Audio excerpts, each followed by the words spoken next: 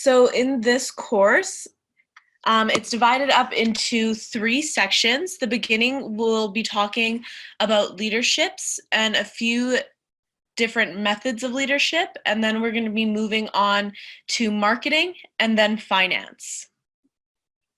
And then throughout the course, after each of the sections, so leadership, marketing, and finance, there'll be a couple classes where you'll be doing a test. And the tests I find are nice and helpful because obviously it's online, so it's open book if you need extra help, so you don't have to be too stressed out. But it gives you a good idea of how to practice writing tests and formatting full question answers. So first we're going to define leadership. So what is it? In this definition, in the first definition, we're going to talk about leadership as a process where an individual influences a group of people to achieve a common goal.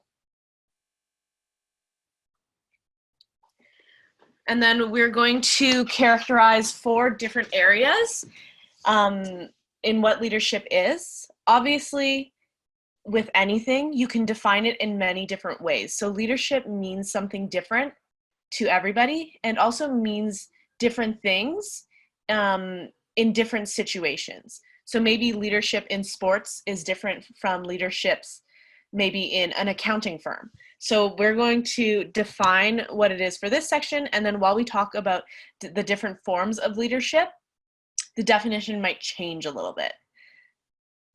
But for the general overarching aspect of leadership, we're going to define it as a process. So leadership is a process where an individual influences a group. And they do that because they want to achieve a common goal. So leadership is a process. It's not a trait or a characteristic that resides in the leader.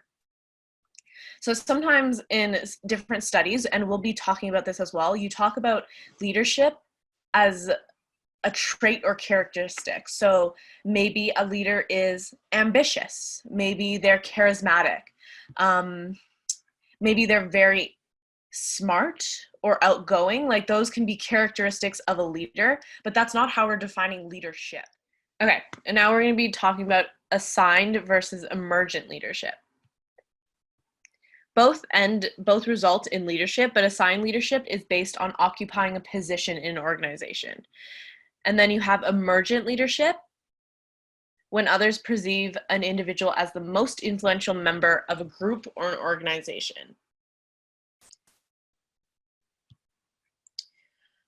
So can you guys give me an example of what you think an assigned leader is and what an emergent leader is? Maybe, so there was a study done by Watson and Hoffman in 2004, and they compared female and male leaders. So basically in the study, what they did was they had groups of people, and they had some groups were set up with female leaders, some group were set up with male leaders, and because the study has to be controlled in a certain way, the leaders were all said the same thing. So the people who were appointed leaders to different groups, both female and male, they were scripted and they had to present the same things to the group to see how the group would respond to these leaders. They were told specific things and ideas to pitch to the group. Then the group's opinions of the leaders were observed afterwards. So female and male,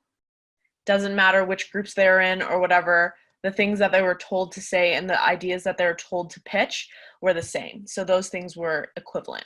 Can anyone guess what observations the group members or opinions the group members had that were different between female and male leaders?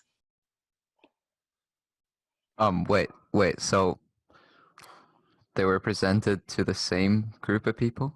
No. So they had different groups, and some groups had female leaders, some groups had male leaders, and they were just asked to kind of like rate their leaders in likability and style afterwards. Okay, so maybe male is more straightforward and female is better at talking. I don't know. Okay, that's fine. Does anyone have anything else to add? It's just like any guesses you think before I tell you what happened in the study and what the results they found.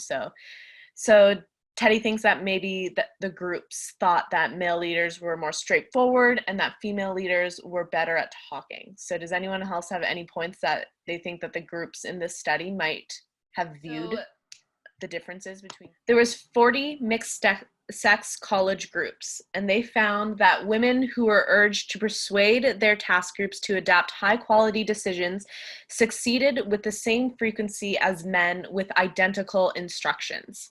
So the groups were also both sexes.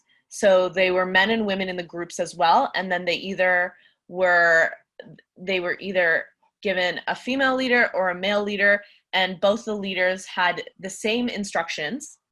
So they said the same things and presented the same things to the groups, different groups.